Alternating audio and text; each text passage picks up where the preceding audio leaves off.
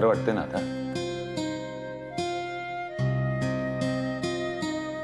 मला वाटतं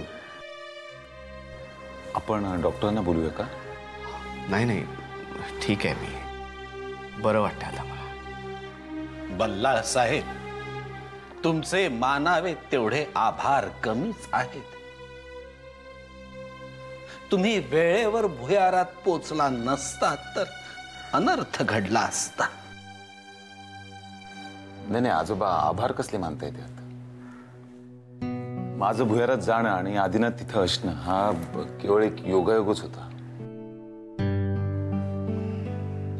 ते आता बरे आहेत यातच सगळं आलं.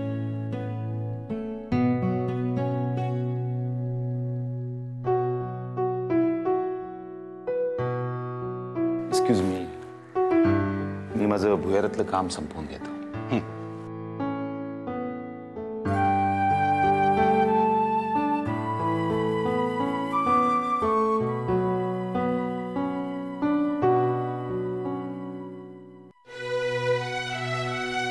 बरं वाटतंय ना? हो, बरं वाटतंय आता. अरे पण तू भुयारात पोचलास कसा? तुला कोणी घेऊन गेलं की तू?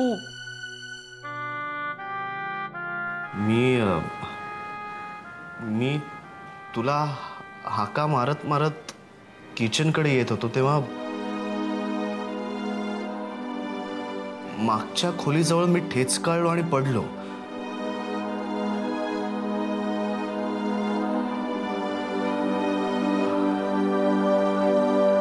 आणि मग मला काहीच आठवत नाहीये.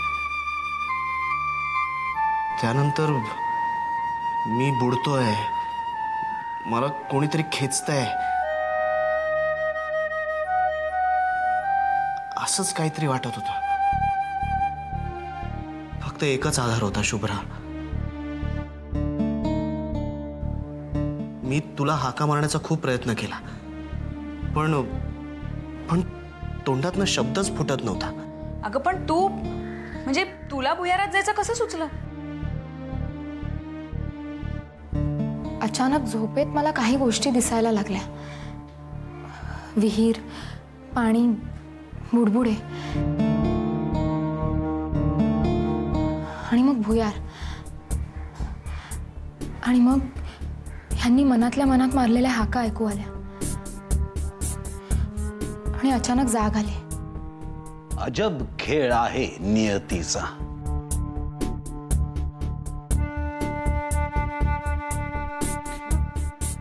आदिनाथ बेपत्ता झाल्याचं संकट ओढवलं खरं, पण त्यामुळे शुभ्रा भानावर आली.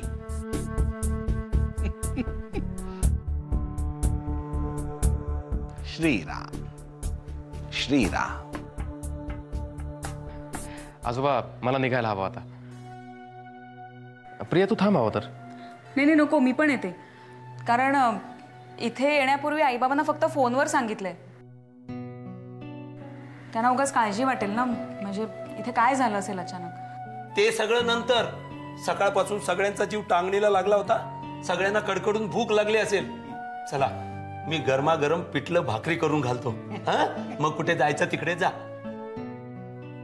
मालक, चला, तुमच्या औषधाची वेळ झाली आहे. चला चला, चल रे, तू चल.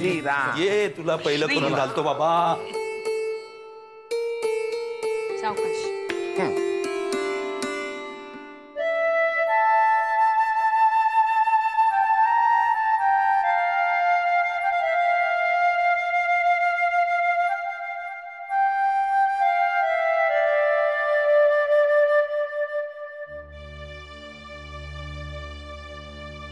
शुभ्राताई, आधी येत आहे ना?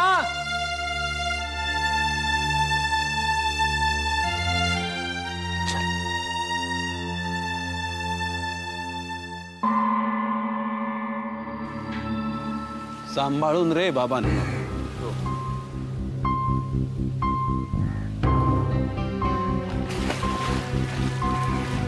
श्रीराम श्रीराम.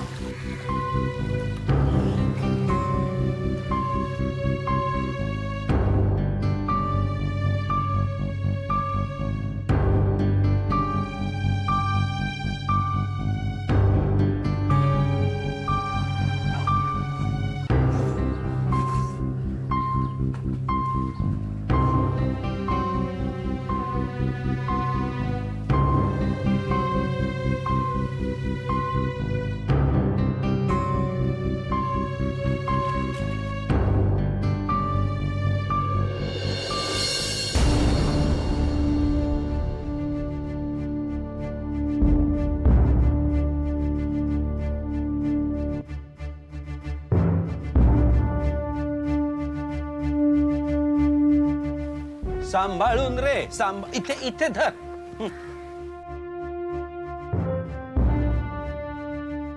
काही सापडतंय का रे?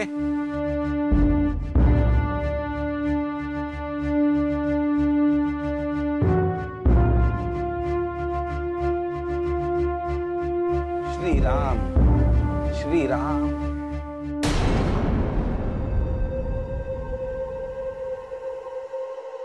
मी असा वागलो, असा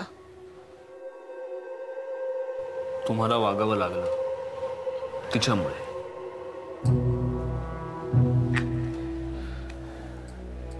पण तुला माहिती आहे अभिमान, मी तसं नाही आहे. सतत मला तुझी काळजी. तू घरी नाही आलास म्हणून मी रात्र रात्र जागलोय. तू घरी परतला नाहीस म्हणून गाडी घेऊन शहरभर रात्रभर तुला आणि मी तुझ्यावर पिस्तूल उगारलं. मी बा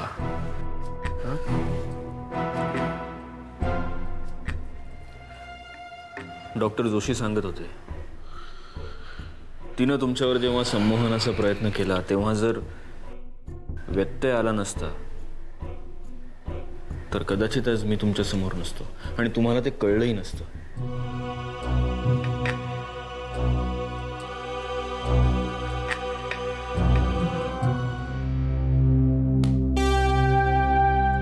ती सुलेखा, तिला माणसं खेळवायला आवडतात बा. तिला माणसं खेळवायला आवडतात. तिनं तुमच्या बरोबर तेच केलं जे तिने माझ्या बरोबर केलं. आपलं नशीब चांगलं म्हणून डॉक्टर जोशी आपल्या मदतीला आले. आता खरंच आज मी असं तुमच्या बाजूला नसतो बसलो. सुलेखा, कुठे भेटली ना तर तिला सांग, काउंटडाऊन सुरू झालाय म्हणावं तिचा. मोजायला सुरुवात कर म्हणा. नाही बा, तुम्ही आता काहीही करणार नाही आहात, कळलं? काही करणार नाही म्हणजे? वाघाच्या गळ्यात कुत्र्याचा पट्टा बांधण्याचा प्रयत्न केलाय तिनं. तिला तिच्या कर्माची फळं मिळायला नकोत. हवेत, पण आता नाही. डॉक्टर जोशींनी सांगितलंय की पुढचे काही दिवस तरी तुम्ही कुठेही यायचं जायचं नाही.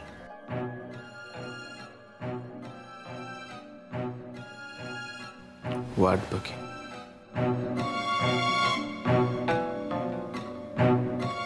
बरा व्हायची वाट बघी. गुड. आणि बा आता इथून पुढे जे काही करायचंय ते विचार करून, नीट आखून. ठीक आहे. विश्वास ठेवायचा मी तुमच्यावर.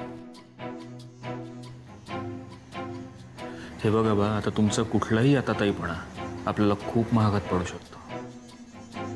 मी म्हटलं ना ठीक आहे तर ठीक आहे. ठीक आहे. बरं, आता तुम्ही आराम करा. आणि जरा जरी अस्वस्थ वाटलं तरी लगेच मला हाक मारा. ओके?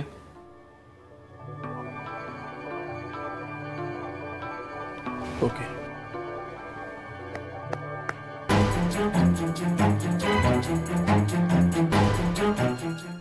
सरंजामेला संपवायला निघाली होती. बरेच दिवस झाले बुद्धिबळ खेळलो नाही. पण आता बुद्धी नाही, आता बळ वापरायचं. वाचायचं असेल तर आता बुद्धी तिला वापरू दे.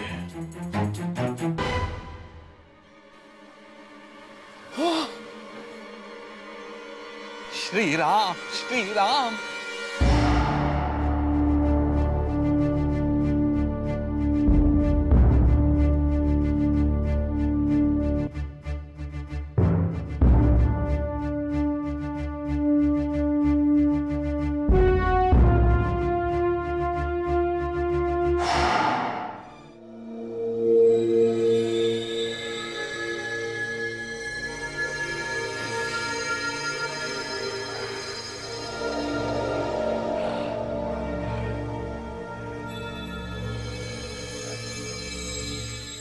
दारू संपली?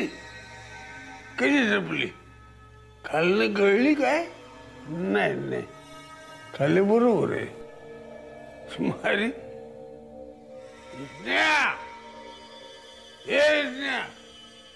आणखी एक पावशेर घेऊन ये. ऐकतो का नाही? यायला स्नेहा तुझ्या ऐक.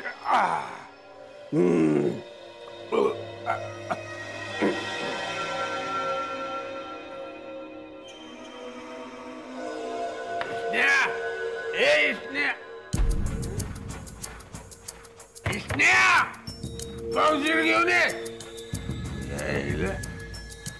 दार बाहेर बंद केलंय काय? मला इथे कोंडून ठेवले. कोंडून ठेवले. थोडं बघतो मी. ही बाटली तुझ्या टाळक्यात घालतो रिकामी. तरी म्हणलं इसण्यावर माझ्या एवढा खुश करायला. सकाळी चाय द्यायच्या अगोदर पहिल्या दाराची घेऊन आला. कल्लाबाडी मागे एकदा असंच मला दारू पाडली आणि फसवलं. आता मी तसंच फसलो. मला कोंडून ठेवलंय. कोंडून तो माझ्याचा पोरगा आणि तू स्नेहा काहीतरी गोड बंगाले. मी सोडणार नाही. गोड बंगाले करा तुम्ही. पण ते कधी ना खावला काय याला कसा गावल खजिने का तुमच्या बस आहे का? खजिना माझा आहे.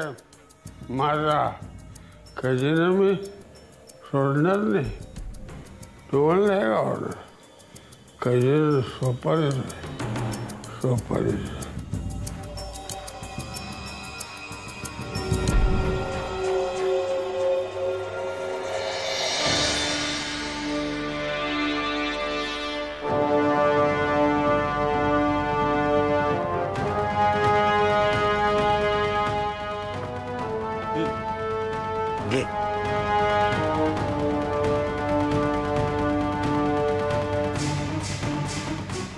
सोपा ना सोपा. हा, त्यांची काळजी करू नको. त्यांना मी बंद करून ठेवलंय.